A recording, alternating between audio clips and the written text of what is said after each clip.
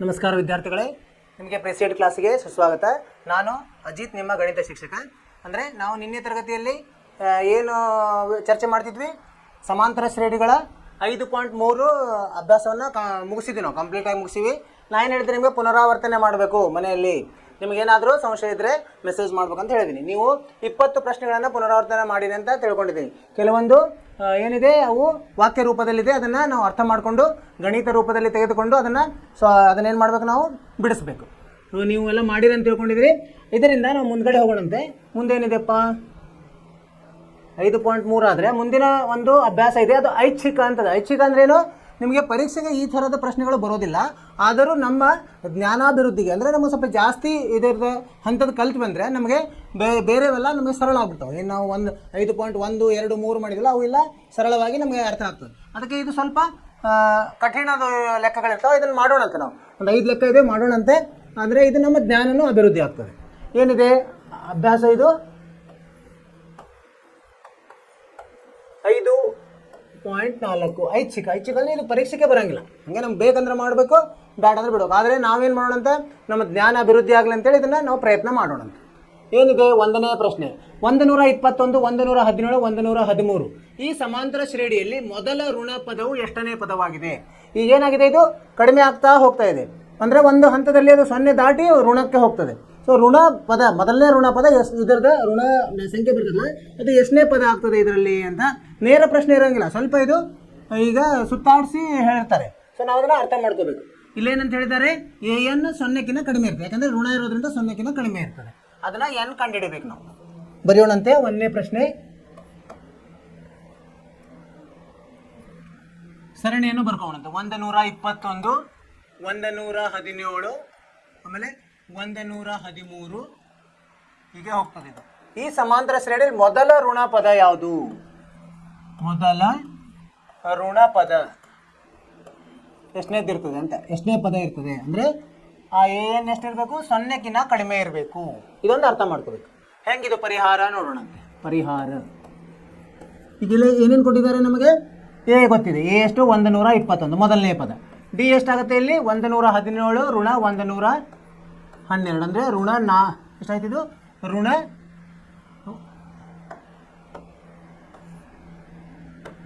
121 ಅಂದರೆ ಋಣ 4 ಆಗುತ್ತೆ ಅಲ್ವಾ. ಋಣ 17ರಲ್ಲಿ ಋಣ 21 ಕಳೆದ್ರೆ ಋಣ 4 ಆಗ್ತದೆ. ಆಮೇಲೆ ಇದರ ಮೇಲೆ ನಾವು ಮೊದಲು ಏನು ಮಾಡಬೇಕು, AN ಅನ್ನು ಒಂದು ಋಣ ಅಂತ ತಿಳ್ಕೊಬೇಕು. ಯಾವುದು AN ಮೊದಲೇ ಋಣ ಪದ ಯಾವುದು ಇರಲಿ, ಋಣ 1 ಇರಲಿ, ಋಣ 1 ಇರಲಿ. ಹಾಗೆ ಒಂದು ನಮ್ಮದು ಊಹೆ ಇದು. ಅವಾಗ ನಾವು ಸೂತ್ರದಲ್ಲಿ ಹಾಕಿದಾಗ ಏನಾಗುತ್ತೆ ನೋಡಿ, AN ಸಮ A ಸಂಕಲನ N ಋಣ 1 D. ಈಗ ಏನು ತಿಳ್ಕೊಂಡಿದ್ದಾವೆ, ಋಣ 1 ಅಂತ ತಿಳ್ಕೊಂಡ್ವಿ. ಋಣ 1 A ಎಷ್ಟಿದೆ, 121 ಇದೆ. ಸಂಕಲನ N ಗೊತ್ತಿಲ್ಲ, N ಋಣ 1, D ಋಣ 4 ಇದೆ. ಅಂದರೆ ಇದು 121 ಈ ಕಡೆ ಬಂದರೆ ಋಣ 121 ಆಯಿತು. ಅಂದರೆ ಋಣ 122 ಭಾಗಲಬ್ಧ ಋಣ 4 ಸಮ N ಋಣ 1 ಆಯಿತು. ಈಗ ನೋಡಿ, ಈಗೇನು ಅಂದರೆ N ಬೆಲೆ ಧನ ಪೂರ್ಣಾಂಕ ಬರಬೇಕು.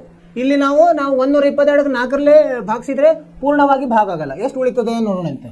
122ರಲ್ಲಿ ಶೇಷ ಎಷ್ಟು ಬರ್ತದೆ, 4 3 12 0 2 ಬಂತು, ಬರಂಗಿಲ್ಲ 0 ಅಂದರೆ 2 ಉಳಿತು. ಸೊ ಇನ್ನು ನಮಗೆ ಅದು ಭಾಗ ಹೋಗ್ಲಿಕ್ಕೆ ಎಷ್ಟು ಆಗಬೇಕು, 4 ಹೆಚ್ಚಿಗೆ ಆಗಬೇಕು.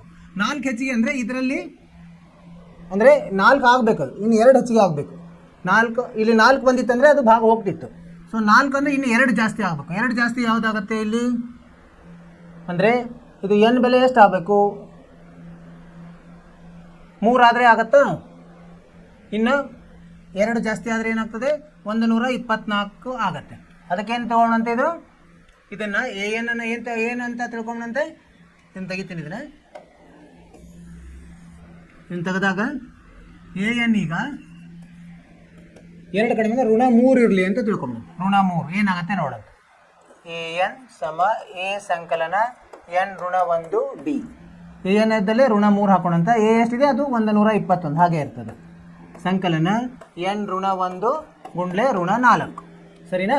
ಈಗ 121 ಆ ಕಡೆ ಹೋದರೆ ಋಣ 3 ಋಣ 121 ಸಮ N ಋಣ 1 ಗುಂಡ್ಲೆ ಋಣ 4 ಆಯಿತು. ಇದು ಕೂಡಿಸಿದ್ರೆ ಎಷ್ಟಾಗುತ್ತೆ, ಯಾಕಂದರೆ 2 ಋಣ ಇರೋದ್ರಿಂದ ಕೂಡಿಸ್ಬೇಕಾಗತ್ತೆ, ಋಣ ಚಿಹ್ನೆ ಇಡಬೇಕು. 124 ಭಾಗಲಬ್ಧ ಋಣ 4 ಸಮ N ಋಣ 1 ಆಯಿತು. ಅಂದರೆ ಈಗ ನೋಡಿ, ಇದು ಭಾಗ ಹೋಗ್ತದೆ ನೋಡೋಣ. 124 ಭಾಗಲಬ್ಧ 4 4 ಮೂರಲೆ 12 0 4 ಬಂತು 4 ಒಂದಲೇ 4 31 ಬಂತು. ಸರಿ ಇದೆ. ಅಂದರೆ ಇದು ಋಣ ಹೋಗಿ ಧನ ಆಗ್ತದೆ. 31 ಸಮ n ಋಣ 1. n ಅಂದರೆ ಎಷ್ಟಾಗುತ್ತೆ? ಋಣ 1 ಆ ಕಡೆ ಹೋದರೆ ಧನ 1 ಆಗಿ 32 ಆಗ್ತದೆ. ಅಂದರೆ 32ನೇ ಪದವು ಏನಿರ್ತದೆ? ಋಣ ಇರ್ತದೆ. ಯಾವುದದು? ಋಣ 3. ಈಗ ಇದು ಏನಾಯ್ತು ನಮ್ಮದು? ಇದು ತಪ್ಪಾಯ್ತು. ಇದು ಈ ಊಹೆ ತಪ್ಪಾಯ್ತಿದ್ದು. ಇದು ಬಿಟ್ಬಿಡೋಣ. ಈ ಊಹೆ ಬೇಡ ನಮಗೆ. ಈ ಊಹೆ ಯಾಕೆ ತಪ್ಪಾಯಿತು? n ಬೆಲೆ ಇಲ್ಲಿ ಧನ ಪೂರ್ಣಾಂಕ ಬರಂಗಿಲ್ಲ. ಇಲ್ಲಿ ಬರ್ತಾ ಇದೆ ಮೊದಲನೇದು. ಅದಕ್ಕಿಂತ ಮೊದಲು ಋಣ 2 ಅಂತಾದರೂ ಆಗೋದಿಲ್ಲ. 123 ಆಗುತ್ತೆ, ಅದು ಪೂರ್ಣ ಭಾಗ ಆಗೋದಿಲ್ಲ. ಹೀಗಾಗಿ ಇದು ಸರಿಯಾದ ಉತ್ತರ. ಯಾವುದು? an ಬೆಲೆ ಯಾವುದು? an ಅಂದರೆ ಋಣ 3 ಅಂದರೆ 0ಕ್ಕಿಂತ ಕಡಿಮೆ ಇದೆ. ಅದು ಎಷ್ಟನೇ ಪದ ಆಗಿರುತ್ತೆ? 32ನೇ ಪದ ಆಗಿರುತ್ತೆ. ಇದು ಸರಿಯಾದ ಉತ್ತರ. ಅರ್ಥವಾಯಿತು ವಿದ್ಯಾರ್ಥಿಗಳೇ? ಏನಂದರೆ ಅವರು ಒಂದು ಕ್ಲಿಷ್ಟಕರ ಇರ್ತದೆ. ಅಂದರೆ ಸುತ್ತಿ ಕೊಟ್ಟಿರ್ತಾರೆ, ಒಂದು ಇದು ಕೊಟ್ಟಿದ್ದಾರೆ, ಸಮಾಂತರ ಶ್ರೇಣಿ ಕೊಟ್ಟಿದ್ದಾರೆ. ಅದರಲ್ಲಿ ಮೊದಲ ಋಣ ಪದ ಯಾವುದು ಅಂತ ಕೇಳಿದ್ದಾರೆ. ನಾವು ಮೊದಲು ಒಂದು ಊಹೆ ಮಾಡ್ಕೋಬೇಕು. ಮೊದಲೇ ಋಣ ಪದ ಹೆಂಗಂದ್ರೂ ಗೊತ್ತಿದೆ ನಮಗೆ. 0 ಆದಮೇಲೆ ಬರೋದೇ ಋಣ 1. ಋಣ 1 ಅಂತ ತೊಗೊಂಡಾಗ ಅಲ್ಲಿ n ಬೆಲೆ ಏನು ಬರ್ತಾ ಇಲ್ಲ ನಮಗೆ? ಪೂರ್ಣಾಂಕ ಬರ್ತಾ ಇಲ್ಲ, ಧನ ಪೂರ್ಣಾಂಕ. ಅದಕ್ಕಿಂತ ನೆಕ್ಸ್ಟ್ ಋಣ 2 ಬದಲೇ ನಾವು ಏನು ಮಾಡಿದ್ವಿ? ಋಣ 3. ಯಾಕಂದರೆ ಋಣ 3 ಆ ಕಡೆ ಬಂದರೆ ಅದು 124 ಆಗಿ ಅದು ಭಾಗ ಹೋಗ್ತದೆ. ಅದಕ್ಕೆ ನಾವು ಋಣ 3 ಹಿಡ್ಕೊಂಡ್ವಿ. ಋಣ 3 ನೋಡಿದಾಗ n ಬೆಲೆ 32 ಪೂರ್ಣಾಂಕ ಮತ್ತು ಧನ ಬಂತು. ಹಾಗಾದರೆ ನಮ್ಮ ಉತ್ತರ ಏನು? ಆ ಸಂಖ್ಯೆ ಮೊದಲ ಋಣ ಪದ ಋಣ 3 ಆಗಿದ್ದು ಮತ್ತು ಅದು 32ನೇ ಪದವಾಗಿದೆ ಅಂತ ಉತ್ತರ ಬರುತ್ತೆ. ಅರ್ಥವಾಯಿತು ವಿದ್ಯಾರ್ಥಿಗಳೇ? ಈ ಥರ ಲೆಕ್ಕಗಳನ್ನು ಮಾಡಿದರೆ ನಮಗೆ ಹಿಂದಿನ ಲೆಕ್ಕಗಳು ಸರಳವಾಗಿ ಅರ್ಥ ಆಗ್ತದೆ. ಮುಂದಿನ ಲೆಕ್ಕಕ್ಕೆ ಹೋಗೋಣಂತೆ. 2ನೇ ಲೆಕ್ಕ ಏನಂತಿದೆ ಓದೋಣಂತೆ. ಒಂದು ಸಮಾಂತರ ಶ್ರೇಣಿಯ 3ನೇ ಮತ್ತು 7ನೇ ಪದಗಳ ಮೊತ್ತ ಕೊಟ್ಟಿದ್ದಾರೆ. ಇಲ್ಲಿ 3ನೇ ಮತ್ತು 7ನೇ ಪದಗಳ ಮೊತ್ತ 6 ಮತ್ತು ಅವುಗಳ ಗುಣಲಬ್ಧ 8. ಆದರೆ ಅದರ ಮೊದಲ 16 ಪದಗಳ ಮೊತ್ತವೇನು? ಏನೇನು ಕೊಟ್ಟಿದ್ದಾರೆ ಬರ್ಕೊಂಡು. ಒಂದು ಸಮಾಂತರ ಶ್ರೇಣಿಯ 3ನೇ ಮತ್ತು 7ನೇ ಪದಗಳ ಮೊತ್ತ ಅಂತ ಹೇಳಿದ್ದಾರೆ. ಅಂದರೆ S3 ಕೊಟ್ಟಿದ್ದಾರೆ. ಎಷ್ಟು? 3 ಮತ್ತು S7 ಕೊಟ್ಟಿದ್ದಾರೆ. ಎಷ್ಟು? S7 S3 ಎಷ್ಟು ಕೊಟ್ಟಿದ್ದಾರೆ? ಒಂದು ಸಮಾನ 3ನೇ ಮತ್ತು 7ನೇ ಪದಗಳ ಮೊತ್ತ ಅಂದರೆ ಪದಗಳ ಮೊತ್ತ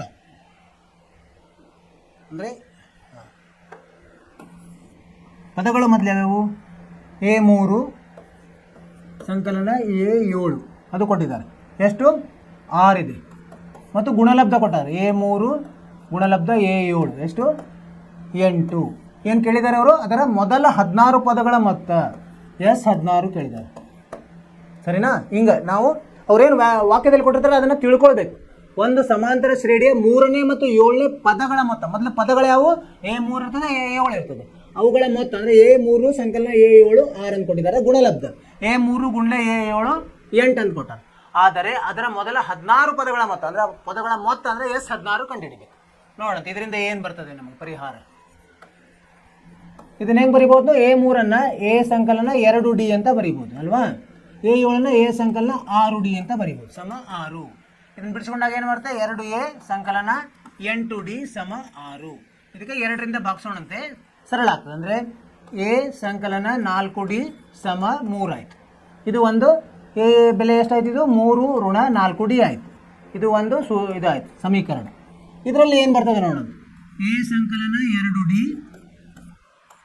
A ಸಂಕಲನ 6D ಸಮ 8 ಈ ಥರ ಆಗ್ತದೆ. ಗುಣಲಬ್ಧ ಇದೆ. ಇದನ್ನು ಎ ಇದ್ದಲ್ಲಿ ಏನು ಹಾಕೋಣಂತ? 3 ಋಣ 4D ಹಾಕೋಣ. 3 ಋಣ 4D ಸಂಕಲನ 2D ಗುಣಲಬ್ಧ ಎ ಇದ್ದಲ್ಲಿ ಮತ್ತೆ ಅದು ಹಾಕೋಣಂತ. 3 ಋಣ 4D ಸಂಕಲನ 6D ಸಮ 8.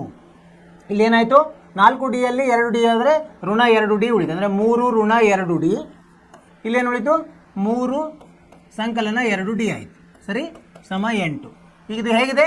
ಎ ಋಣ ಬಿ ಎ ಸಂಕಲನ ಬಿ ಅಂದರೆ ಏನಾಗುತ್ತೆ? A ಸ್ಕ್ವೇರ್ ಋಣ B ಸ್ಕ್ವೇರ್ ಆಗುತ್ತೆ. ಅಂದರೆ 3 ಸ್ಕ್ವೇರ್ ಋಣ 2 ಸ್ಕ್ವೇರ್ 4D ಸ್ಕ್ವೇರ್ ಸಮ 8 ಆಯಿತು. ಸರಿನಾ? ಈಗ ಇದು ಅಂದ್ರೇನು? ಈಗ ಇದು 9 ಈ ಋಣ 4D ಇದನ್ನು ತೊಗೊಂಡು 8 ಈ ಕಡೆ ತೊಗೊಂಡು ಅಂದರೆ ಏನಾಗುತ್ತೆ? ಋಣ 8 ಸಮ 4D ಸ್ಕ್ವೇರ್. ಅಂದರೆ 9ರಲ್ಲಿ 8 ಅಂದರೆ 1 ಸಮ 4D ಸ್ಕ್ವೇರ್ ಆಯಿತು. D ಸ್ಕ್ವೇರ್ ಅಂದರೆ 1 ಭಾಗಲಬ್ಧ 4 ಆಯಿತು. ಡಿ ಬೆಲೆ ಎಷ್ಟಾಯಿತು? ಇದು ಸಂಕಲನ ಅಥವಾ ವ್ಯವಕಲನ 1 ಭಾಗಲಬ್ಧ 2 ಆಯಿತು. ಈಗ ಎ ಅಲ್ಲಿ ಹಾಕೋಣ. ಏನು ಬರುತ್ತೆ ನೋಡೋಣ. ಎ ಅಲ್ಲಿ ಹಾಕಿದಾಗ ಈಗ ಮೊದಲು ಸಂಕಲನ ಅಂದರೆ ಧನ 1 ಭಾಗ 2 ಹಾಕೋಣ. 3 ಋಣ 4 ಗುಂಡ್ಲೆ 1 ಭಾಗಲಬ್ಧ 2 ಎಷ್ಟಾಗುತ್ತೆ ಇದು 2 2 ಅಂದರೆ 3 ಆಗಿ 2 ಅಂದರೆ 1 ಬರ್ತದೆ. ಅದೇ ನಾವು ಇದು 1ನೇ ಎ ಆಯಿತು. ಇನ್ನೊಂದು ಎ ಹೇಗೆ ಬರ್ತದೆ 3 ಋಣ 4 ಡಿಯಲ್ಲಿ 3 ಋಣ 4 ಗುಂಡ್ಲೆ ಋಣ 1 ಭಾಗಲಬ್ಧ 2 ಹಾಕೊಂಡು 2 2 ಇದು ಎಷ್ಟಾಯಿತು 3 ಸಂಕಲನ 2 ಆಯ್ತು, ಇದು 5 ಆಯಿತು. ಅಂದರೆ ನೀವು ಡಿ ಬೆಲೆಯನ್ನು ಋಣ 1 ಭಾಗಲಬ್ಧ 2 ತೊಗೊಂಡ್ರೆ ಇದು ಬರ್ತದೆ. ಇದರಲ್ಲಿ ಏನಾಯಿತು ಡಿ ಋಣ 1 ಭಾಗಲಬ್ಧ 2, ಇಲ್ಲಿ ಏನಾಗುತ್ತೆ ಡಿ ಧನ 1 ಭಾಗಲಬ್ಧ 2. 2 ಥರದ ಉತ್ತರ ಬರ್ತದೆ.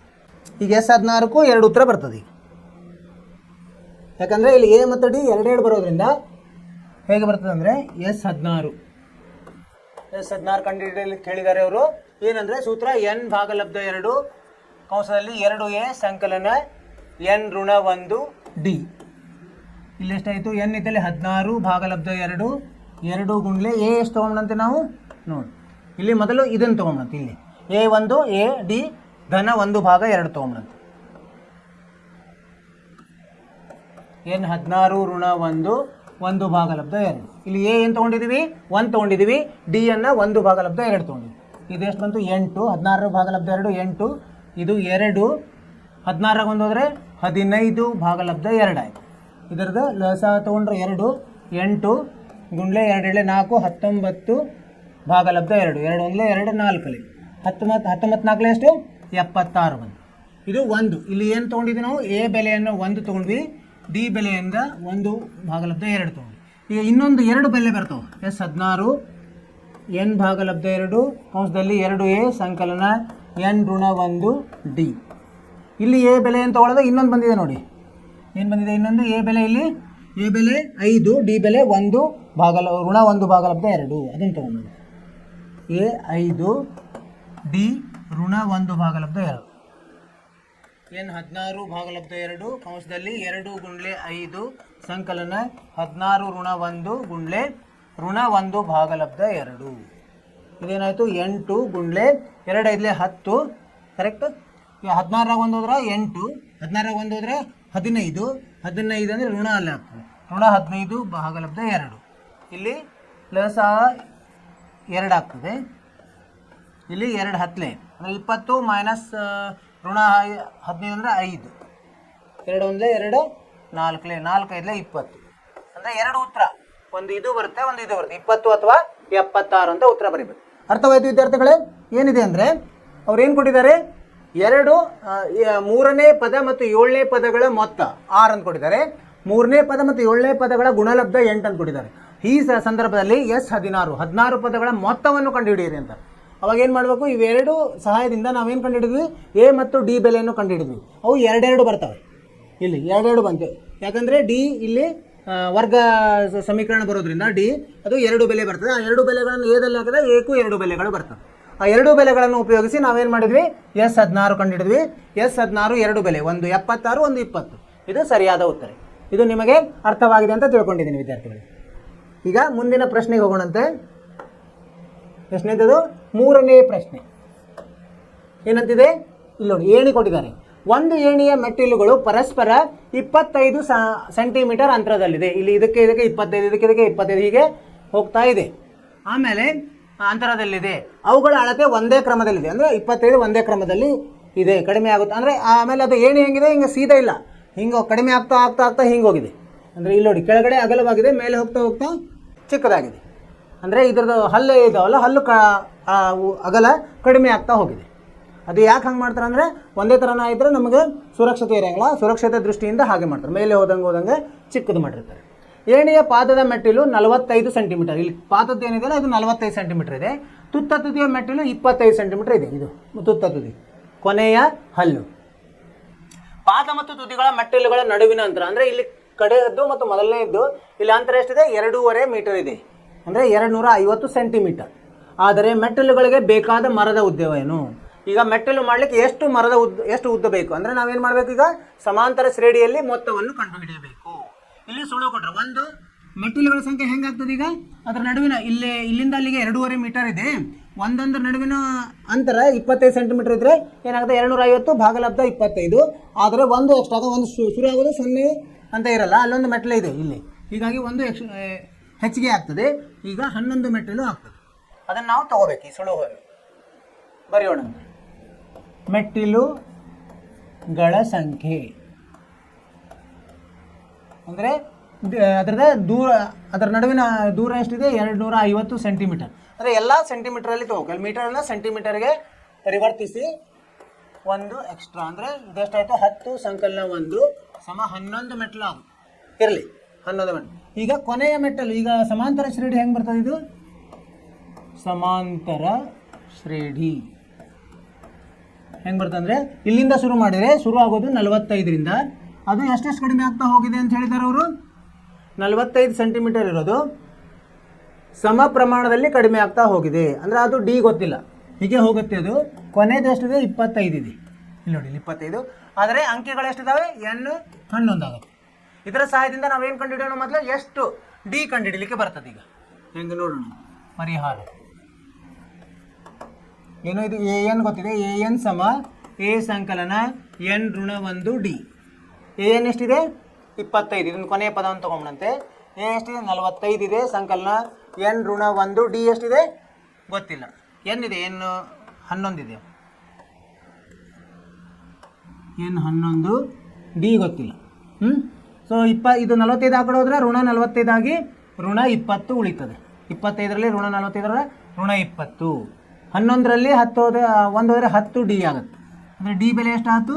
ಋಣ 2 ಆಯಿತು. ಅಂದರೆ 2 ಸೆಂಟಿಮೀಟರ್ ಕಡಿಮೆ ಆಗ್ತಾ ಹೋಗ್ತಾ ಇದೆ. ಡಿ ಸಿಕ್ತು.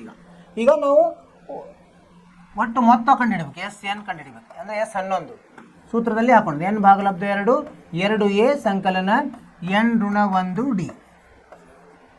ಏನು ಎಷ್ಟಿದೆ? 11 ಮೆಟ್ಟಲುಗಳು ಭಾಗಲಬ್ಧ 2 2 ಗುಂಡ್ಲೆ ಎ ಎಷ್ಟಿದೆ? 45 ಇದೆ.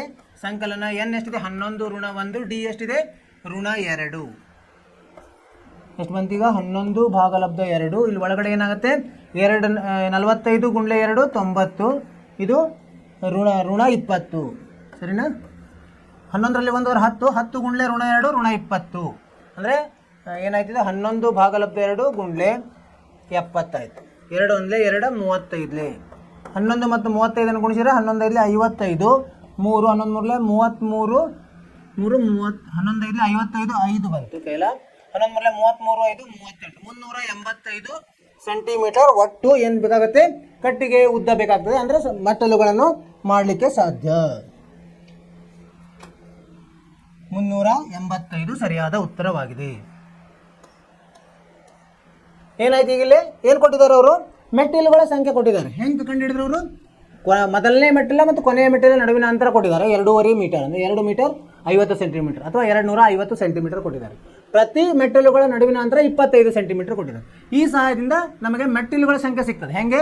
250 ಭಾಗಲಬ್ಧ 25 1 ಹೆಚ್ಚಿಗೆ ಇರ್ತದೆ. ಯಾಕಂದರೆ ಶುರು ಆಗೋದು 1ನೇ ಮೆಟ್ಟಲಿಂದ. ಅಲ್ಲಿಂದ ಅದು 0 ಬದಲಿ 1 ಅಂತ ಹಿಡ್ಕೊಂಡ್ರೆ ಅದನ್ನು 1 ಕೂಡಿಸ್ಬೇಕಾಗ್ತದೆ. ಸೊ ಹೀಗಾಗಿ 11 ಮೆಟ್ಟಿಲುಗಳು ಅದು. ಆಮೇಲೆ ಸಮಾಂತರ ಶ್ರೇಣಿ ಹೆಂಗೆ ಬರ್ತದೆ? ಕೊನೆಯ ಮೆಟ್ಟಿಲ ಉದ್ದ 45 ಇದೆ. ಅದು ಒಂದೇ ಪ್ರಮಾಣದಲ್ಲಿ ಕಡಿಮೆ ಆಗ್ತಾ ಹೋಗ್ತದೆ. ಅದು ಡಿ ಗೊತ್ತಿಲ್ಲ ನಮಗೆ.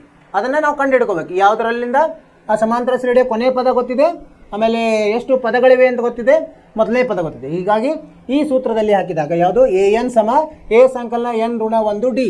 ಅದರಲ್ಲಿ ಹಾಕಿದಾಗ ಏನಾಯ್ತು? ಡಿ ಬೆಲೆ ಬಂತು ಎಷ್ಟು? ಋಣ 2. ಆ ಋಣ 2 ಉಪಯೋಗಿಸಿ ಮೊತ್ತ ಎಷ್ಟು? ಎಸ್ 11ರ ಮೊತ್ತ 11 ಇದರ ಮೊತ್ತ ಕಂಡುಹಿಡಿದ್ವಿ. ಎಷ್ಟು ಬಂತದ್ದು? 385 ಸೆಂಟಿಮೀಟರ್. 385 ಸೆಂಟಿಮೀಟರ್ ಉದ್ದದ ಕಟ್ಟಿಗೆ ಬೇಕಾಗ್ತದೆ ಅವ್ರಿಗೆ. ಅದಕ್ಕೆ ಅವುಗಳ ಏಣಿಗಳ ಮೆಟ್ಟಿಲುಗಳನ್ನು ಮಾಡೋದಕ್ಕೆ.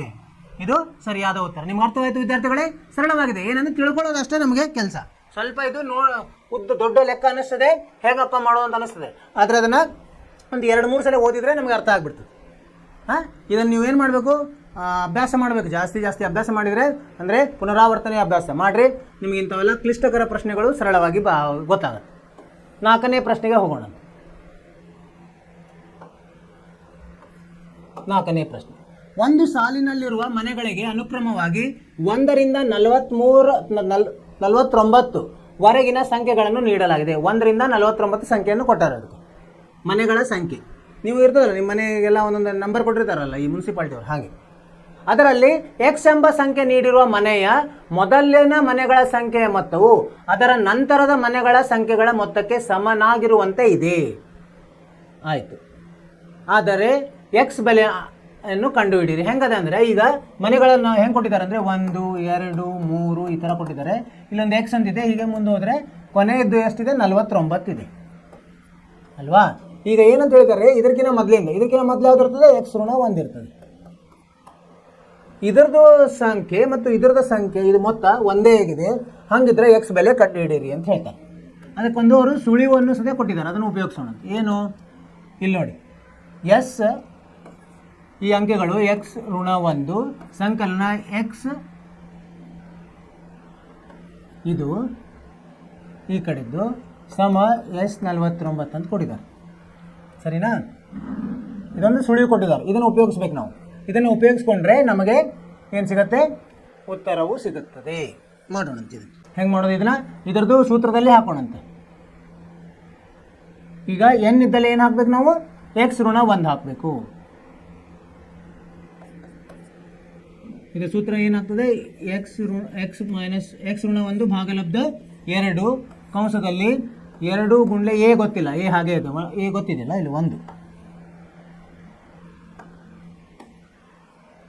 ಎಷ್ಟಿದೆ, 1 ಇದೆ ಅಲ್ವಾ. ಇಲ್ಲಿ ನೋಡಿ, ಎ ಬೆಲೆ 1, ಆಮೇಲೆ ಎಲ್ ಬೆಲೆ 49, ಅದನ್ನು ಉಪಯೋಗಿಸ್ಬೋದು ನಾವು. ಎಲ್ ಬೆಲೆ ಗೊತ್ತಿದೆ ಅಲ್ವಾ. ಆಮೇಲೆ ಎನ್ ಬೆಲೆ 49 ಇದೆ. ಆದರೆ ಇಲ್ಲಿ ಏನಾಗ್ತದೆ, ಎಕ್ಸ್ ಋಣ 1 ಆಗ್ತದೆ. ಸರಿ, ಅದನ್ನು ಉಪಯೋಗಿಸೋಣಂತೆ. ಅಂದರೆ ಯಾವ ಸೂತ್ರ ಉಪಯೋಗಿಸೋಣಂತೆ ಇಲ್ಲಿ ಬರೆಯೋಣ. ಮೊದಲು ಸೂತ್ರವನ್ನು ಬರೆಯೋಣ. ಎಸ್ ಸಮ ಎನ್ ಭಾಗಲಬ್ಧ 2 ಎ ಸಂಕಲನ ಎಲ್ ಆಗುತ್ತೆ ಅಲ್ವಾ. ಸರಿ, ಇದು ಅವರು ಕೊಟ್ಟಿರೋದು, ಅದನ್ನು ಉಪಯೋಗಿಸ್ಕೊಳ್ತಾ ಇದ್ದೀವಿ. ಈಗ ಇಲ್ಲಿ ಉಪಯೋಗಿಸಿದ್ರೆ ಏನಾಗುತ್ತೆ ಅದು, ಈಗ ಎನ್ ಇಲ್ಲಿ ಎಕ್ಸ್ ಋಣ 1 ಆಯಿತು. ಎಕ್ಸ್ ಋಣ 1 ಭಾಗಲಬ್ಧ 2 ಕಂಸದಲ್ಲಿ ಏನು ಉಳಿತದೆ, ಎ ಅಂದರೆ 1, ಎಲ್ ಅಂದರೆ ಏನು, ಎಕ್ಸ್ ಋಣ 1 ಆಯಿತು. ಸರಿನಾ? ಇಲ್ಲಿ ಸಂಕಲನ ಎಸ್ ಎಕ್ಸ್ ಅಂದರೆ ಏನಾಗುತ್ತೆ, ಇಲ್ಲಿ ಎನ್ ಬೆಲೆ ಎಕ್ಸ್ ಭಾಗಲಬ್ಧ 2, ಆಮೇಲೆ 1ನೇ ತನಕ 1 ಇದೆ, ಎಲ್ ಎಷ್ಟಿದೆ, ಎಕ್ಸ್ ಇದೆ, ಸಮ 49ಕ್ಕೆ ಎಷ್ಟು ಸಂಖ್ಯೆಗಳು, 49 ಸಂಖ್ಯೆಗಳು. 49 ಎನ್ 49 ಆಗುತ್ತೆ. ಎ ಎಷ್ಟಿದೆ, 1 ಸಂಕಲನ 49. ಇದನ್ನು ಉಪಯೋಗಿಸಿದ್ರೆ ನಮಗೆ ಸರಳವಾಗಿ ಸಿಗ್ತದೆ. ಸಮ ಏನಾಯ್ತು, ಈಗ ಎಕ್ಸ್ ಋಣ 1 ಭಾಗಲಬ್ಧ 2, ಇಲ್ಲಿ 1 ಹೋಗಿ ಉಳಿತದೆ ಅಷ್ಟು, ಎಕ್ಸ್ ಉಳಿತದೆ ಇಲ್ಲಿ. ಸರಿನಾ? ಇಲ್ಲಿ ಏನಾಗುತ್ತೆ, ಸಂಕಲನ ಎಕ್ಸ್ ಭಾಗಲಬ್ಧ 2, ಇಲ್ಲಿ 1 ಸಂಕಲನ ಎಕ್ಸು ಹಾಗೆ ಇದೆ, ಇದೇನೂ ಆಗಲಿಲ್ಲ. ಇಲ್ಲಿ ಏನಾಯಿತು, 49 1 50, 49 ಗುಂಡ್ಲೆ 50 ಭಾಗಲಬ್ಧ 2, 2 1 2 25, ಎಷ್ಟು ಉಳಿತದೆ ಇಲ್ಲಿ, 49 ಗುಂಡ್ಲೆ 25, 25 9 ಎಷ್ಟು, 225, ಕೆಲವೊಂದು 12, 25 4 100, 100 ಮತ್ತು 22 122, 1225. ಇದನ್ನು ಬಿಡಿಸೋಣ. ಇಲ್ಲೇನು ಸಾಮಾನ್ಯ ಇದೆ, ನಾವು ಹೊರಗೆ ತೆಗೋಣ. ಎಕ್ಸ್ ಭಾಗಲಬ್ಧ 2 ಸಾಮಾನ್ಯ ಉಳಿಯುತ್ತೇನು, ಎಕ್ಸ್ ಋಣ 1, ಇಲ್ಲಿ ಸಂಕಲನ 1 ಸಂಕಲನ ಎಕ್ಸ್ ಉಳಿತದೆ, ಸಮ 1 2 2 5. ಇದು ಎದರ ವರ್ಗ, ಇದನ್ನು 35ರ ವರ್ಗದ ಹಂಗೆ ಬರೀಬೋದು ನಾವು. ಇದು 1 2 2 5 35ರ ವರ್ಗ. ಇಲ್ಲೇನು ಉಳಿತು, 1 ಹೋಯ್ತಿಲ್ಲಿ, ಉಳಿತದೇನು 2x, ಇದು 2x ಗುಂಡ್ಲೆ ಎಕ್ಸ್ ಭಾಗಲಬ್ಧ 2, 2 2 ಹೋಯಿತು, ಏನು ಉಳಿತು, ಎಕ್ಸ್ ಸ್ಕ್ವೇರ್ ಉಳಿತು. ಎಕ್ಸ್ ಸ್ಕ್ವೇರ್ ಸಮ 35ರ ವರ್ಗ. ಅಂದರೆ ಎಕ್ಸ್ ಏನಾಗುತ್ತೆ, ಸಂಕಲನ ಅಥವಾ ವ್ಯವಕಲನ 35. ಅಂದರೆ ಇಲ್ಲಿ ಏನು ತೊಗೋಬೇಕು ನಾವು, ಎನ್ ಬೆಲೆನ, ಎನ್ ಋಣ 1 30, ಎಕ್ಸ್ ಎಷ್ಟಾಯಿತು, ಎಕ್ಸ್ 35 ತೊಗೊಂಡ್ವಿ ಅಂದರೆ ಎಕ್ಸ್ ಋಣ 1 ಎಷ್ಟಾಗುತ್ತೆ, 35 ಋಣ 1 34. ಅವ್ರೇನು ಕಂಡುಹಿಡಿಯಲಿಕ್ಕೆ ಕೇಳಿದ್ದಾರೆ, ಎಕ್ಸ್ ಬೆಲೆ ಕಂಡುಹಿಡಿದು, ಎಕ್ಸ್ ಬೆಲೆ 35 ಸರಿಯಾದ ಉತ್ತರ.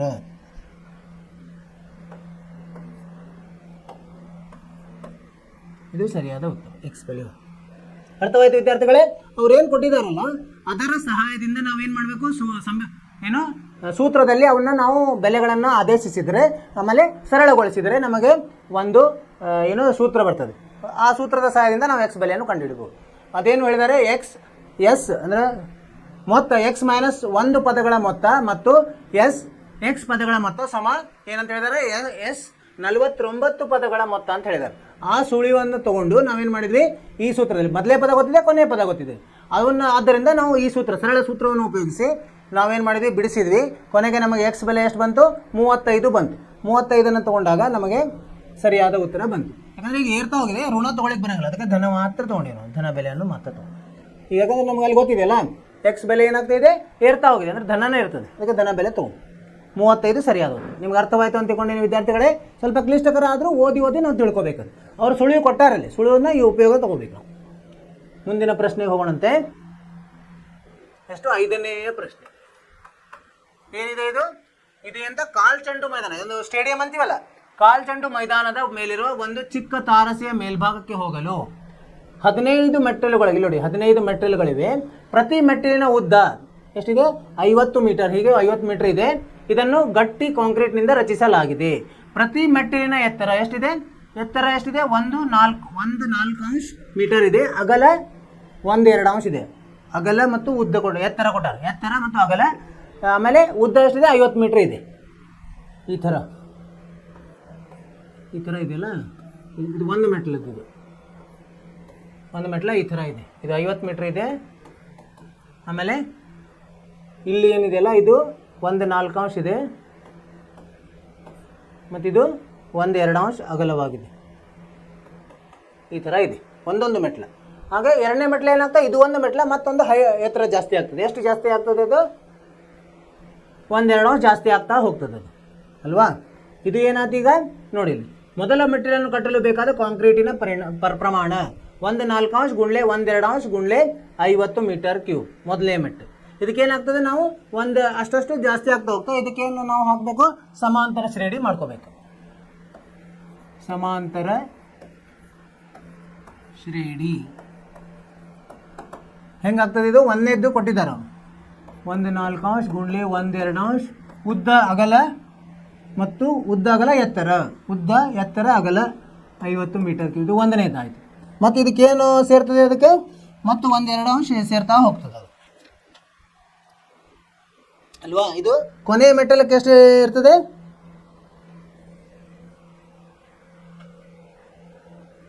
15 ಮೆಟ್ಟಲು ಅಂತ ಹೇಳಿದ್ದಾರೆ. ಎಷ್ಟಿದ್ದಾವೆ? 15 ಮೆಟ್ಟಲು. ಅಂದರೆ ಎಷ್ಟೆಷ್ಟು ಜಾಸ್ತಿ ಆಗ್ತಾ ಹೋಯಿತು?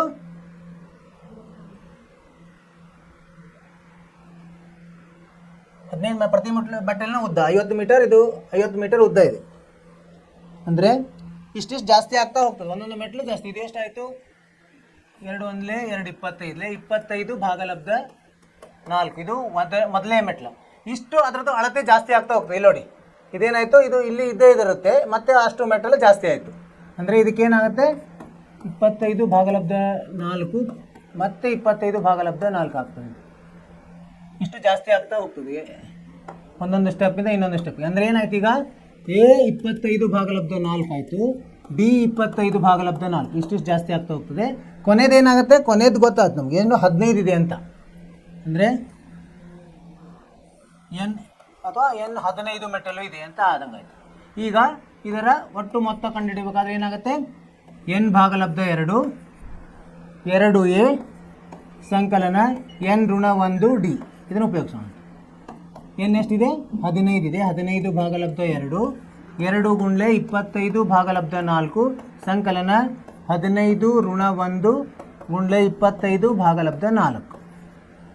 ಇದನ್ನು ಬಿಡಿಸಿದಾಗ 15 ಭಾಗಲಬ್ಧ 2, ಇದು 2 ಎರಡಲೇ ಹೋಯಿತು. ಒಳಗಡೆ ಏನು ಉಳಿತು? 25 ಭಾಗಲಬ್ಧ 2. ಇದು 15ರಲ್ಲಿ 1 ಹೋದ್ರೆ 14 ಸಂಕಲನ 14 ಗುಣ್ಲೆ 25 ಭಾಗಲಬ್ಧ 4. ಅಂದರೆ 2 ಎರಡಲೇ 2 7 ಆಯಿತು. 25 7 ಎಷ್ಟು? 25 100 ಆಯಿತು, 175 ಆಯಿತು ಭಾಗಲಬ್ಧ 2. ಸರಿನಾ?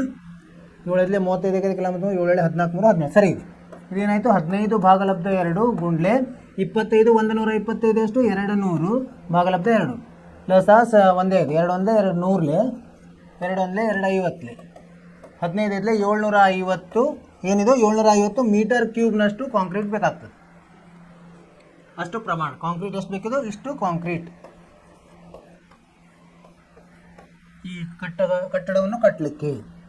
ಸರಿಯಾದ ಉತ್ತರ. ಅರ್ಥವಾಯಿತು ವಿದ್ಯಾರ್ಥಿಗಳೇ? ಏನಂದರೆ ಅವರು ಒಂದು ಮೆಟ್ಟಲದು ಇದು ಕೊಟ್ಟಿದ್ದಾರೆ, ಏನು ಅಳತೆ ಕೊಟ್ಟಿದ್ದಾರೆ.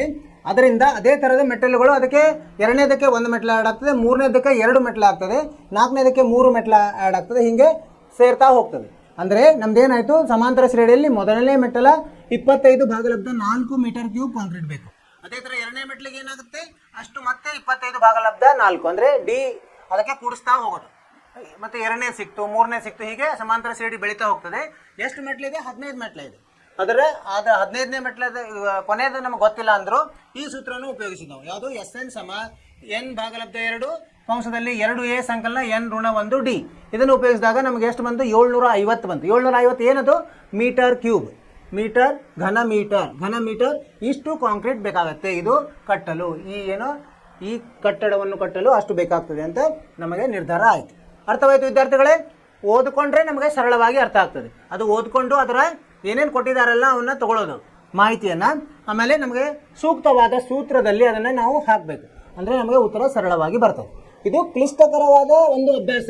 ಇದು ನಿಮ್ಮ ಪರೀಕ್ಷೆಗೆ ಸಂಬಂಧ ಇಲ್ಲ, ಅಂದರೂ ನಿಮ್ಮ ಜ್ಞಾನಾಭಿವೃದ್ಧಿಗೆ ನಾವು ಕಲಿಸಿದ್ದೀವಿ ಇದನ್ನು. ನೀವೇನು ಮಾಡಿ ಇದನ್ನು ಮನೆಯಲ್ಲಿ ಮತ್ತೆ ನೀವು ಸ್ವಂತ ಇದರಲ್ಲಿ ಮಾಡಿರಿ ಮನೆ ಕೆಲಸ. ಅದನ್ನು ಅವಾಗ ನೀವು ಗೊತ್ತಾಗಲಿಲ್ಲ ಅಂದರೆ ಅವಾಗ ಇದನ್ನು ನೋಡ್ಕೊಡ್ರಿ, ಇದು ಹೆಂಗೆ ಬಂತು ಅಂಥೇಳಿ. ಅವಾಗ ನಿಮ್ಗೆ ಯಾವ ಹಂತದಲ್ಲಿ ನಿಮ್ಗೆ ತಪ್ಪಲ್ಲ ಅದನ್ನು ಸರಿಪಡಿಸ್ಕೊಡಿ. ಇಷ್ಟು ಹೇಳ್ತಾ ಇದು ಅಧ್ಯಾಯ ಮುಗಿತು.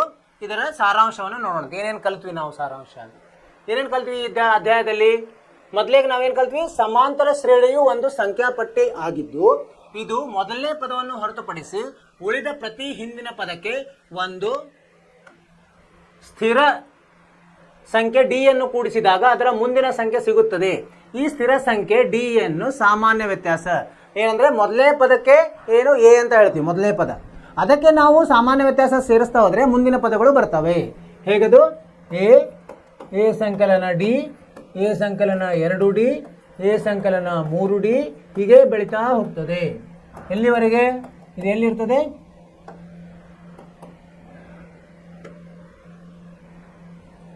ಎಲ್ಲಿವರೆಗೆ ಹೋಗ್ತದೆ? ಎ ಸಂಕಲನ N ಋಣ 1D ವರೆಗೆ ಇರ್ತದೆ ಆ ಪದಗಳು. ಇದು ಮೊದಲನೆಯ ಅಂಶ, ನಾವು ಇದು ಕಲ್ತಿರೋದು. ಎರಡನೇ ಅಂಶ ಏನಂತ ಕಲ್ತೀವಿ ನಾವು? ಕೊಟ್ಟಿರುವ ಸಂಖ್ಯಾಪಟ್ಟಿ A1 A2 A3 ಈ ಸಂಖ್ಯಾಪಟ್ಟಿ ಒಂದು ಸಮಾಂತರ ಶ್ರೇಣಿ ಆಗಬೇಕಾದರೆ ಅವಾಗ ಏನಿರಬೇಕು?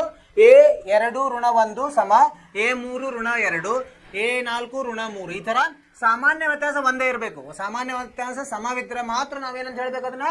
ಇದು ಸಾಮಾನ್ಯ ವ್ಯತ್ಯಾಸ ಒಂದೇ ಥರನಾಗಿದ್ದರೆ ಅದಕ್ಕೆ ನಾವು ಸಮಾಂತರ ಶ್ರೇಣಿ ಅಂತ ಹೇಳ್ತೀವಿ. ಇದು ಒಂದನೇದ್ದು. ಇದು ಎರಡನೇದೇನು? ಸಾಮಾನ್ಯ ವ್ಯತ್ಯಾಸ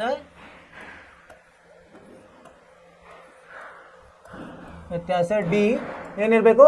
ಸಮ D1 ಸಮ D2 ಸಮ D3 ಹಾಗೆ ಹೋಗ್ತಾ ಇರ್ತೀವಿ. ಎಲ್ಲ ಸಾಮಾನ್ಯ ವ್ಯತ್ಯಾಸಗಳು ಒಂದೇ ಆಗಿರಬೇಕು, ಅದಕ್ಕೆ ಮಾತ್ರ ನಾವು ಸಮಾಂತರ ಶ್ರೇಣಿ ಅಂತ ಹೇಳ್ತೀವಿ. ಇದನ್ನು ಕಲ್ತೀವಿ ನಾವು. ಮೂರನೇ ಅಂಶ ಏನು? ಮೊದಲ ಪದ ಎ, ಸಾಮಾನ್ಯ ವ್ಯತ್ಯಾಸ ಡಿ ಇರುವ ಸಮಾಂತರ ಶ್ರೇಣಿಯ ಎನ್ನೇ ಪದ. ಇದು ಎನ್ನೇ ಪದ. ಏನದಕ್ಕೆ ಸೂತ್ರ?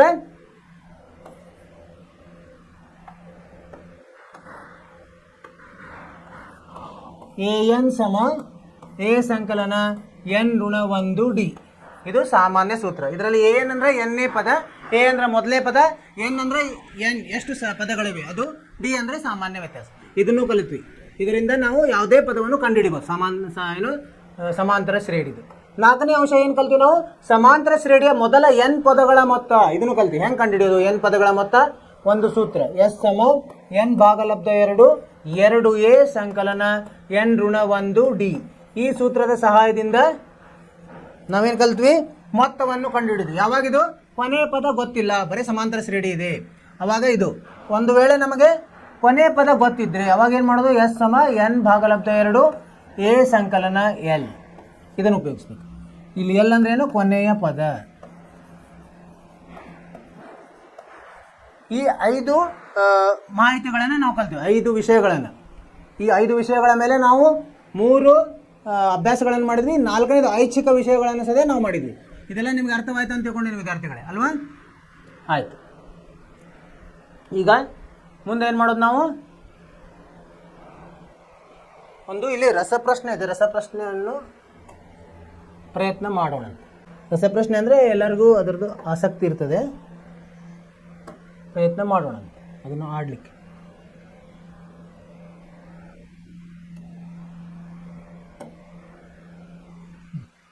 ಒಂದನೇ ಪ್ರಶ್ನೆ ಇದೆ ನೋಡಿ, ಏನಂತಿದೆ?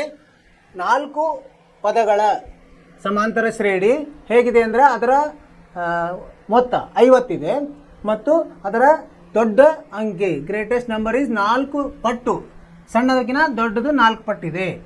ದೆನ್ ದ ನಂಬರ್ಸ್ ಆರ್ ಯಾವ್ಯಾವಿದೆ ಅಂತ ಕಂಡುಹಿಡಿಯಿರಿ ಅಂತ ಹೇಳಿದ್ದಾರೆ. ನೋಡೋಣ, ಪ್ರಯತ್ನ ಮಾಡೋಣ. ಹಾಂ, ಈಗ ನೋಡಿ ಏನಂತ ಹೇಳಿದ್ದಾರೆ. ಈಗ ಹೇಗಿರ್ಬೋದು ಅದು ಎ ಸಂಕಲನ ಡಿ 4 ಪದಗಳೇ ಅಂತ ಹೇಳಿದ್ದಾರೆ. ಎ ಸಂಕಲನ 3D, ಎ ಸಂಕಲನ 4D. ಈ ಥರ ಎಷ್ಟಿದೆ? 1 2 3 4. ಇಲ್ಲ ಇಲ್ಲೇನು ತಪ್ಪಿದೆ, 2D ಆಗ್ತದೆ. 2D 3D ಈ ಥರ 4 ಪದಗಳಿದೆ. ಈ 4 ನಂಬರ್ಸ್ ಹೇಗಿದೆ? ಇವೆಲ್ಲಗಳ ಮೊತ್ತ ಎಷ್ಟಿದೆ? 50 ಅಂತ ಹೇಳಿದ್ದಾರೆ. ಅಂದರೆ ಎ ಸಂಕಲನ ಡಿ ಸಂಕಲನ ಎ ಸಂಕಲನ 2D ಸಂಕಲನ ಎ ಸಂಕಲನ 3D ಸಮ ಎಷ್ಟು ಅಂತ ಹೇಳಿದರೆ 50 ಅಂತ ಹೇಳಿದ್ದಾರೆ. ಅಂದರೆ ಏನಾಯ್ತಿದೆ? ಎ ಎಷ್ಟಿದೆ? 1 2 3 4 4 ಎ ಸಂಕಲನ. ಡಿ ಎಷ್ಟಿದೆ? 1 2 3D 6D 6D ಸಮ 50 ಆಯಿತು. ಇದು 2ರಿಂದ ಭಾಗಿಸಿದಾಗ ಏನು ಸಿಗುತ್ತೆ ನಮಗೆ? 2A ಸಂಕಲನ 3D ಸಮ 25 ಆಯಿತು. ಸರಿನಾ? ಈಗ ಇನ್ನೊಂದು ಹೇಳಿದ್ದಾರೆ, ಏನು? Greatest number is 4 times the least number. ನಾವೇನಂತ ತಿಳ್ಕೋಣ? ಇದು ಗ್ರೇಟೆಸ್ಟ್ ಅಂತ ತಿಳ್ಕೋಣ. ಇದು ಕೊನೆಯದು. ಎ ಸಂಕಲನ 3D ಇದು 4 ಪಟ್ಟು ಯಾವುದಿದೆ? ಎದ್ದು 4 ಪಟ್ಟು ಇದೆ ಅಂತ ಇರಲಿ. ಸರಿನಾ? ಒಂದೇದ್ದು ಕೊನೆ ಏನು ಕಡಿಮೆ ಇದೆ ಅಂತ ತಿಳ್ಕೊಂಡು ಇದ್ರದ್ದು ಜಾಸ್ತಿ ಇದೆ ಅಂತ ತಿಳ್ಕೊಂಬ. ಅಂದರೆ ಏನಾಯಿತು? ಎ ಕಡೆ ಬಂದರೆ ಏನಾಯಿತು? 3D ಸಮ 3A ಆಯಿತು. ಅಂದರೆ ಎ ಡಿಗೆ ಸಮ ಆಯ್ತು. ಈಗ ಇಲ್ಲಿ ಹಾಕಿದಾಗ 2A ಸಂಕಲನ 3A ಸಮ 25. ಅಂದರೆ 5A ಸಮ 25. ಎ ಸಮ ಎಷ್ಟಾಯ್ತು? 5 ಆಯಿತು. ಎ ಸಮ 5 ಆಯಿತು. ಈಗ ಡಿ ಹೆಂಗೆ ಕಂಡು ಹಿಡಿಯೋದು? ನಾವು ಇದರಲ್ಲೇ ಹಾಕ್ಬೋದು. ನಾವು ಅದು ಇಲ್ಲಿ ಬಂದಿದೆಯಲ್ಲ, 2A ಸಂಕಲನ 3D ಸಮ, ಅಂದರೆ ಎ ಅದು ಆದರೆ ಡಿನೂ 5 ಆಗುತ್ತೆ.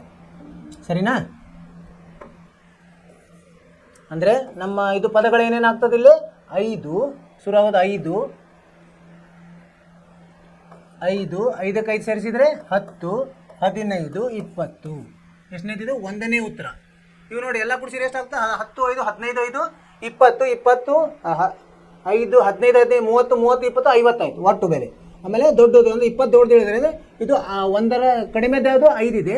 5 × 4 20 ಆಗುತ್ತೆ. ಸರಿಯಾಗಿದೆ. ಅಂದರೆ 1ನೇದ್ದು ನಮ್ಮ ಉತ್ತರ.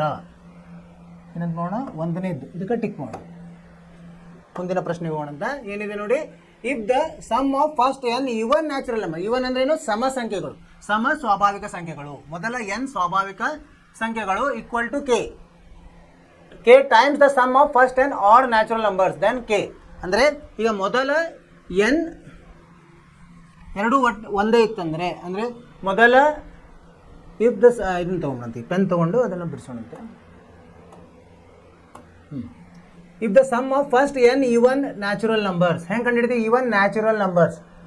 ಈಗೇನಾಯ್ತು? ಈಗ ಅದು ಸಮಾಂತರ ಶ್ರೇಣಿ ಶುರು ಆಗೋದೆಲ್ಲಿಂದ? 2ರಿಂದ ಶುರು ಆಗ್ತದೆ. 2 4 6 ಇಲ್ಲಿವರೆಗೆ ಅಂದರೆ n ಅಂತ ಹೇಳಿದ್ದಾರೆ. ಆಮೇಲೆ ಇನ್ನೊಂದೇನು? ಆಡ್ ಅಂದರೆ ವಿಷಮ, ಅಂದರೆ ಇದು ಏನು? ಇದು ಸಮ ಬೆಸ 1 3 5 ಇದು ಎಲ್ಲಿವರೆಗೆ n. ಈಗ ಇದು ಮೊತ್ತ ಹೆಂಗೆ ಕಂಡು ಹಿಡಿತೀವಿ ನಾವು? ಈ SN ಹೆಂಗಾಗ್ತದೆ? SN ಸಮ ಮೊದಲೇ ಪದ ಎಷ್ಟಿದೆ?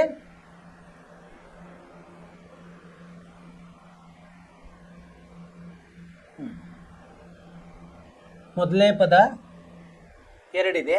ಒಟ್ಟು ಪದಗಳೆಷ್ಟು? n ಭಾಗಲಬ್ಧ 2 2 × 2 ಪ್ಲಸ್ n ಋಣ 1 p ಎಷ್ಟು 2. ಇದು ಏನಾಯ್ತು? ಇಲ್ಲಿ ಇದರದ್ದು SN ಸಮ ಆತಿದೆ. ಈ ಇನ್ನೊಂದು SN ಬೆಸ. ಇದನ್ನು n ಇದೆ. n ಭಾಗಲಬ್ಧ 2 2 × 1 ಆಗ್ತದೆ. ಸಂಕಲನ n ಋಣ 1 ಇದು 2. ಈಗೇನೆಂದರೆ ಇದು k ಪಟ್ಟು, ಅಂದರೆ SN ಇದು 1ನೇದು ಇದೆಯಲ್ಲ, 1 ಇದು 2. SN 1 ಸಮ k ಪಟ್ಟು SN 2 ಅಂತ ಹೇಳಿದ್ದಾರೆ. ಇದನ್ನು ನಾವು ಇಲ್ಲಿ ಹಾಕಿದಾಗ ಏನಾಗುತ್ತೆ? n ಭಾಗಲಬ್ಧ 2 ಕೌಸದಲ್ಲಿ 4 ಸಂಕಲನ n ಋಣ 1 2 ಸಮ n ಭಾಗಲಬ್ಧ 2 2 ಸಂಕಲನ n ಋಣ 1 2 ಆಗ್ತದೆ. ಈಗೇನಾಯಿತು? ಇದು ಕ್ಯಾನ್ಸಲ್ ಆಯಿತು. ಉಳಿತದೇನೋ ಇಲ್ಲಿ ಬರೀತೀನಿ. 4 ಸಂಕಲನ n ಋಣ 1 2 ಸಮ ಕೆ ಅಲ್ಲ, ಹಾಂ ಇಲ್ಲಿ ಕೆ ಒಂದು ಬರ್ತದೆ, ಕೆ ಬರಿಬೇಕಾದ್ರೆ ಕೆ ಅಲ್ವಾ, ಕೆ ತೋರಿಸ್ದಲ್ಲಿ ಏನು ಬರ್ತದೆ 2 ಸಂಕಲನ n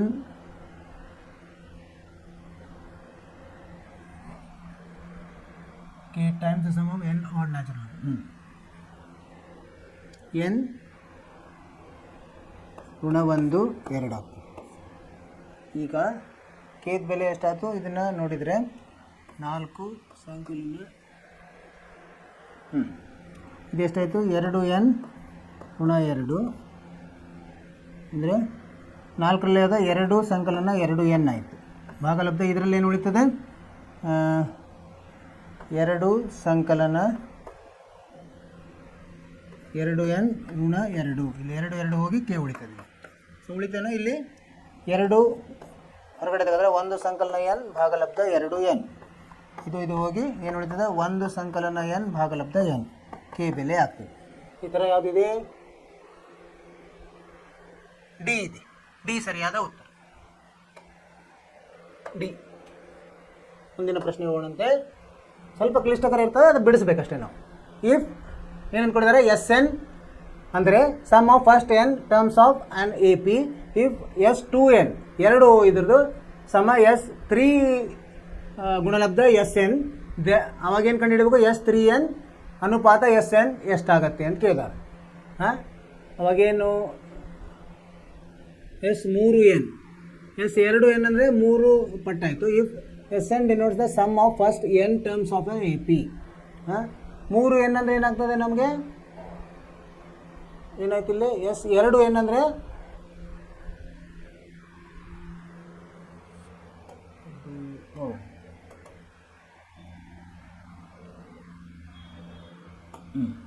ಏನು ಕೊಟ್ಟಿದ್ದಾರೆ ಅವರು Sn ಅಂದರೆ n ಪದಗಳ ಮೊತ್ತ, ಆಮೇಲೆ S2n ಅಂದರೆ 3 ಪಟ್ಟು Sn ಅಂತ ಕೊಟ್ಟಿದ್ದಾರೆ. S3n ಏನಾಗ್ತದೆ ಈಗ S3n ಅಂದರೆ ಇದು ಒಂದು ಜಾಸ್ತಿ ಮಾಡಿ 4 Sn ಆಗುತ್ತೆ.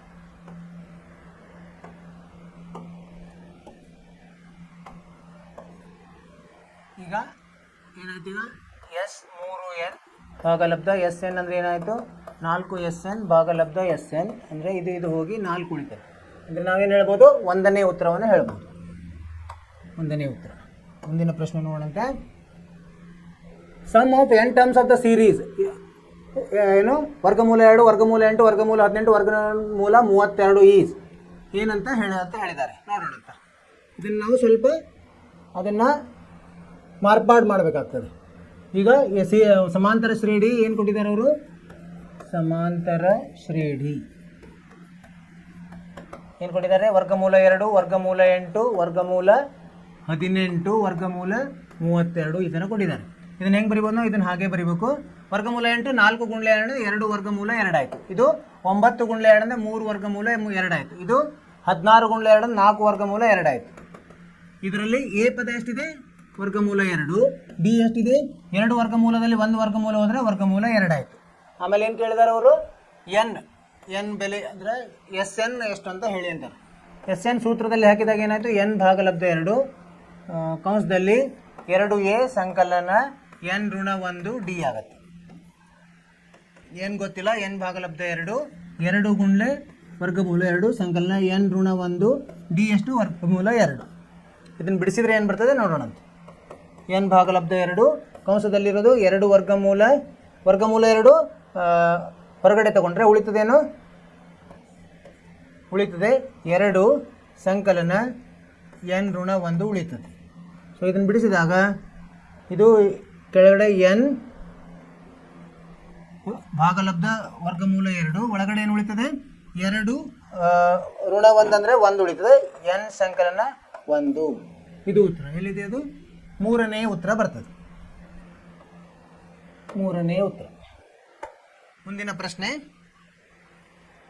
5ನೇ ಪ್ರಶ್ನೆ, ದ ಕಾಮನ್ ಡಿಫರೆನ್ಸ್ ಅಂದರೆ ಸಾಮಾನ್ಯ ವ್ಯತ್ಯಾಸ. The sum of whose n terms is Sn ಏನಂತ ಕೇಳಿದ್ದಾರೆ. ಇಲ್ಲಿ ಯಾವುದನ್ನು ನಾವು ಉಪಯೋಗಿಸಿದರೆ ಬರ್ತದೆ. The common difference of n A P the sum of whose n terms is S n is. D ಮಾತ್ರ ಬರಬೇಕು. ಮುಂದಿನ ಪ್ರಶ್ನೆ ಹೋಗೋಣ. ಇದು S r denotes the sum of first r terms of A P then S 3n ಅನುಪಾತ S 2n ಋಣ S n is ಅಂತ ಕೇಳಿದ್ದಾರೆ. S r r terms. Okay, S n ಅಂದರೆ ಏನಾಗುತ್ತೆ? 2 ಎಸ್ ಎನ್ ಆಗುತ್ತೆ. 3n ಅಂದರೆ ಏನಾಗ್ತದೆ? ಎಸ್ 3n ಅವ್ರೇನು ಕೇಳಿದೆ? ಎಸ್ 3n ಭಾಗಲಬ್ಧ ಎಸ್ 2n ಋಣ ಎಸ್ ಎನ್ ಅಂತ ಹೇಳಿದ್ದಾರೆ. ಈಗ ಏನಾಗುತ್ತೆ? ಎಸ್ 3n ಅಂದರೆ ಅವಾಗ ಬರೀತಿದ್ವಲ್ಲ 3 ಎಸ್ ಎನ್ ಆಗುತ್ತೆ ಅಲ್ವಾ? R term S 3 S n ಆಗುತ್ತೆ. ಇದು 2 ಎಸ್ ಎನ್ ಋಣ ಎಸ್ ಎನ್ ಅಂದರೆ 3 ಎಸ್ ಎನ್ ಆಯಿತು. 3 ಉಳಿತು. ಮೂರನೇ ಉತ್ತರ ಇರಬೇಕು. ಮೂರನೇ ಉತ್ತರ. ಮುಂದಿನ ಪ್ರಶ್ನೆ. ಈಗ 3 ಪದಗಳನ್ನು ಕೊಟ್ಟಿದ್ದಾರೆ. ಒಂದನೇ ಪದ 1/x+2, ಎರಡನೇ ಪದ 1/x+3, ಮೂರನೇ ಪದ 1 ಭಾಗಲಬ್ಧ x+5. ಎಕ್ಸ್ ಬೆಲೆ ಕಂಡುಹಿಡಿಯೋದು. ಎಕ್ಸ್ ಬೆಲೆ ಹೆಂಗೆ ಕಂಡುಹಿಡಿಯೋದಿಲ್ಲ?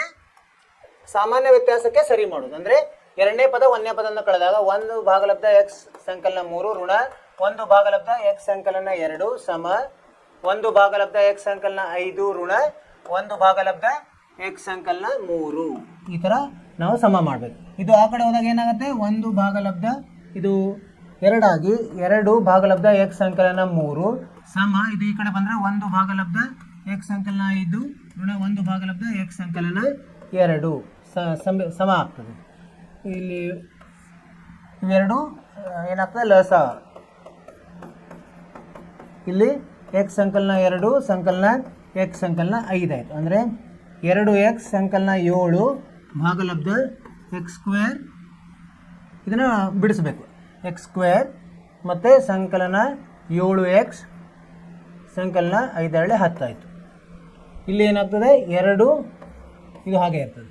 ಈಗ ಕ್ರಾಸ್ ಮಲ್ಟಿಪ್ಲೈ ಮಾಡಿದಾಗ ಏನಾಗ್ತದೆ?